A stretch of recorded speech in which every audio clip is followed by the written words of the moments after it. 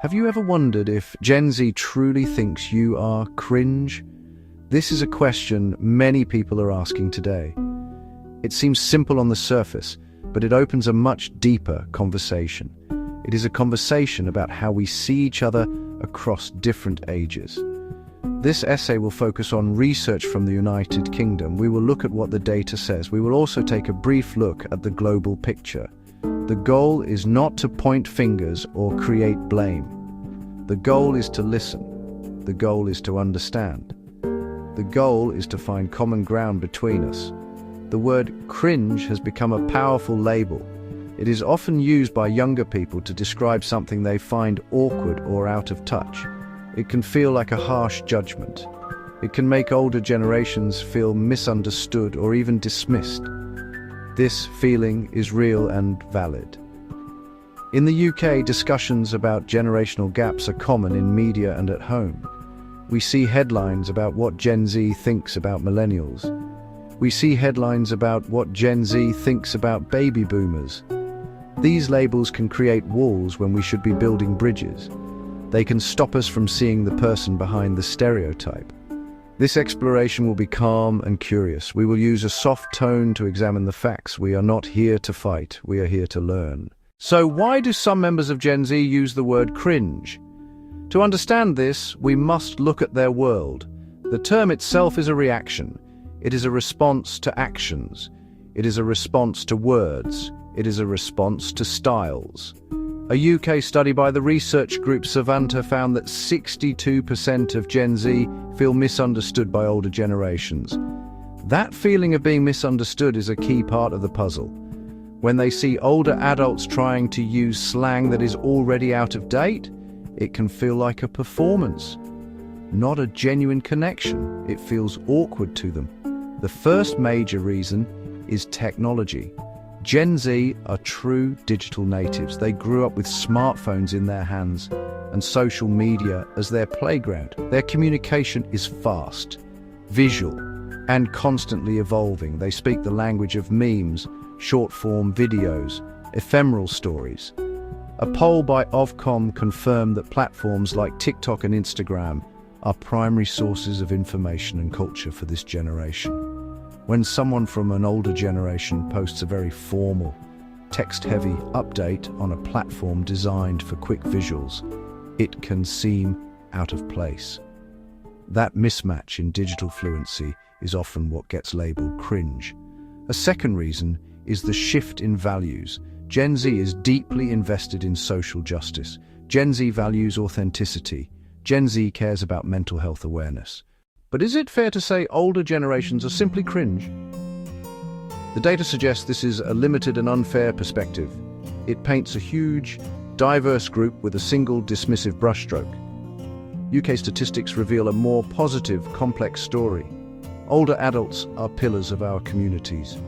A report from the National Council for Voluntary Organisations shows older age groups contribute the most volunteer hours. They run local clubs. They support charities. They care for family members. These acts are deep commitment and social value, the opposite of being out of touch. The stereotype of technological ineptitude is outdated. There's a learning curve, but adaptation is happening fast. Ofcom studies show rising internet and smartphone use among those aged 65 and over. Grandparents are using FaceTime and WhatsApp to connect with their grandchildren. Many join online communities, gardening, book clubs, local history. This shows willingness to learn and engage, strength, not weakness. Experience is immensely valuable. Older generations have knowledge, skills, emotional stability. Mentorship from older colleagues is invaluable at work. In families, elders share perspective and life lessons. A YouGov poll found many young people still ask older family members for career and finance advice. The dynamic between younger and older generations is not unique to the UK, It is a global conversation, though it takes on different flavors in different cultures. In the United States, for example, the generational discourse is often more pronounced and politicized.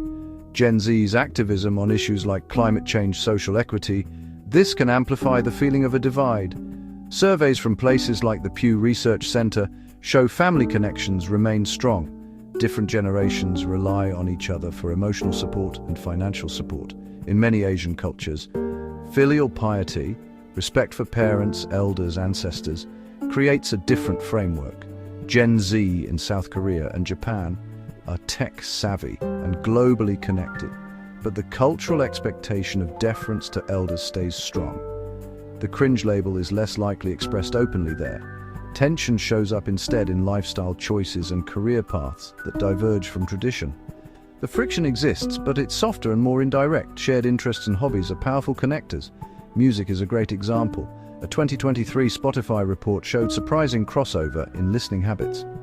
Gen Z discovering music from the 70s, the 80s, the 90s. Older listeners are increasingly adding contemporary artists to their playlists. Good art transcends generational labels. Sports films, food travel unite people of all ages. In the end, using a word like cringe to describe an entire generation is not just unfair, it is unproductive. It is a label that closes a door when we should be trying to open one. It takes a complex, diverse group of individuals and reduces them to a simple negative caricature. It ignores their wisdom, their contributions, their resilience, and their genuine efforts to adapt to a world that is changing faster than ever before. The data from the UK and beyond clearly shows that older adults are active, engaged, and essential members of our society. They are more than just a clumsy Facebook post. So, what is the way forward? How do we move from judgment to understanding? The path begins with simple, intentional actions. First, we must practice active listening. For older generations, this means asking Gen Z about their world with genuine curiosity, not judgment. Try to understand their slang instead of mocking it. For Gen Z, it means listening to the stories and experiences of their elders, recognizing the value in a perspective shaped by a different time. This mutual exchange builds a foundation of respect. Second, we can all make an effort to share our worlds respectfully. Older individuals can share their skills and knowledge without being condescending. They can teach from a place of generosity, not authority. In return, younger people can help their older friends and family navigate the digital world with patience. Instead of rolling their eyes at a technical mistake, they can offer a helping hand. This creates a positive cycle of teaching and learning, where both generations feel valued for what they have to offer. It transforms moments of potential cringe into opportunities for connection. This conversation is an invitation to do better. Let's replace quick judgments with curious questions. Let's find the humor and humanity in our differences. We can laugh together at the generational gaps instead of letting them push us apart. The goal is to build a culture where every generation feels seen, heard, and respected. We are all part of the same unfolding story. By choosing connection over criticism, we make that story a much better one for everyone. If this essay resonated with you, please show your support. Like this content, leave a comment with your own experiences, and subscribe for more conversations that bring us together. And, a willingness to see things from a new perspective.